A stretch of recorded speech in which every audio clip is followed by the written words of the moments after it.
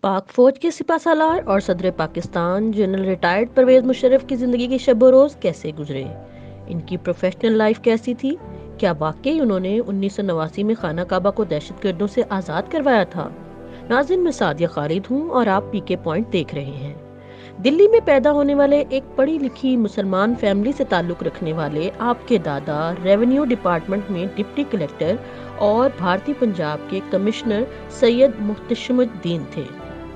آپ کے والد کا نام سید مشرف الدین تھا، جو کہ علی گڑھ مسلم یونیورسٹی سے گریجویٹ تھے اور انڈین گورنمنٹ کے فارن آفس میں جاب کرتے تھے۔ یہ وہ وقت تھا جب تحریک آزادی زوروں پر تھی۔ آپ کے یہاں پرویز مشرف نے دلی میں ہی جنم لیا۔ آپ کی عمر 4 سال تھی جب پاکستان بن گیا۔ آپ اپنے والد کے ساتھ ہجرت کر کے کراچی آ گئے اور پاکستان فارن آفس کو جوائن کر لیا۔ پرویز مشرف کے بچپن کا کچھ حصہ ترکی میں گزرا۔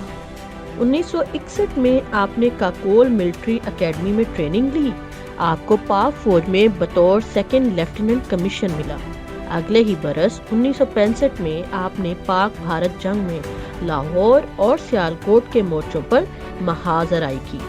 1971 کی جنگ میں آپ نے بطور SSG کمانڈر محاذ پر ڈیوٹی دی۔ آپ نے کچھ عرصہ نیشنل ڈیفنس یونیورسٹی میں پڑھانے کا فریضہ بھی سر انجام دیا۔ آپ 1989 میں خانہ کعبہ کو دہشت گردوں سے آزاد کروانے والے کمانڈوز میں بھی شامل تھے۔ جنرل پرویز مشرف نے بے نظیر کے سٹاف کا بھی کچھ عرصہ حصہ رہے۔ 7 اکتوبر 1989 کو میاں نواز شریف نے آپ کو چیف آف آرمی سٹاف کے عہدے پر ترقی دی۔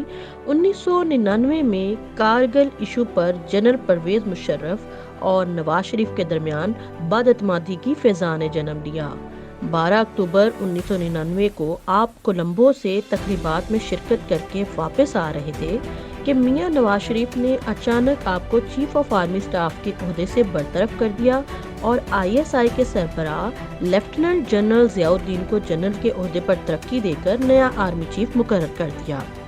جیسے ہی یہ اطلاع ٹی وی سے نشر ہو کر GHQ پہنچی تو کور کمانڈرز نے حکم تعمیل سے انکار کر دیا۔ حکومت کا خیال تھا کہ مشرف جس طیارے پر سوار ہیں اس کو کراچی ایئرپورٹ پر اترنے ہی نہ دیا جائے، مگر فوجی کور کمانڈرز نے حکومت کی اس کوشش کو ناکام بنا دیا اور آپ کو چیف آف آرمی سٹاف کا پروٹوکول دیا گیا۔ فوج بیرکوں سے سڑکوں پر نکل آئی اور 111 بریگیڈ نے وزیر اعظم ہاؤس پر مکمل قبضہ کر لیا۔ تمام سرکاری اداروں کا کنٹرول فوج کے ہاتھ میں آ گیا۔ نواز شریف کو عہدے سے برطرف کر دیا گیا اور مشرف ملک کے چیف ایگزیکٹو بن گئے۔ 4 اکتوبر کو آئین معطل کر کے مشرف نے ایمرجنسی کا اعلان کر دیا۔ مشرف نے 3 سال میں الیکشن کروانے کا وعدہ کیا اور اسمبلیاں اور سینٹ تحلیل کر دیے گئے۔ ورلڈ ٹریڈ سینٹر پر حملوں کے بعد امریکہ نے مشرف کے سامنے 7 مطالبات رکھے، جنہیں جنرل مشرف نے فوری طور پر تسلیم کر لیا اور یوں پاکستان، امریکہ اور افغانستان جنگ میں امریکہ کا اتحادی بن کر باقاعدہ طور پر اس 20 سال چلنے والی جنگ میں شامل ہو گیا۔ مئی 2000 میں سپریم کورٹ نے مشرف کو انتخابات کروانے کا حکم دیا۔ مشرف نے 2002 میں ایک صدارتی ریفرنڈم کروایا جس میں 98% عوام نے انہیں آئندہ 5 سالوں کے لیے صدر منتخب کیا۔ اکتوبر 2002 میں ہونے والے عام انتخابات میں جنرل مشرف کی چھتری تلے پاکستان مسلم لیگ قائد اعظم نے حکومت بنائی۔ ان کو صدر مشرف کا مکمل اعتماد حاصل تھا۔ 3 نومبر 2007 کو آپ نے آرمی چیف کی حیثیت سے ملک میں ایک بار پھر ایمرجنسی نافذ کر دی۔ 9 سال بعد 28 نومبر 2007 کو آپ فوج کے سپہ سالار کے عہدے سے سبکدوش ہوئے۔ 29 نومبر 2007 کو پاکستان کے صدر کا حلف اٹھایا، مگر اگلے ہی سال آپ کو کرسی کی صدارت چھوڑنا پڑی۔ اس کے بعد آپ ملک چھوڑ کے باہر چلے گئے۔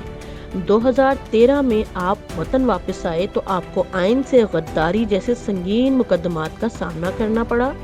آپ 2013 کا الیکشن بھی لڑنا چاہتے تھے، لیکن ایسا نہ ہو سکا اور آپ کی جماعت کو بری طرح شکست ہوئی۔ آپ نے ان دا لائن آف فائر کے نام سے ایک کتاب بھی لکھی۔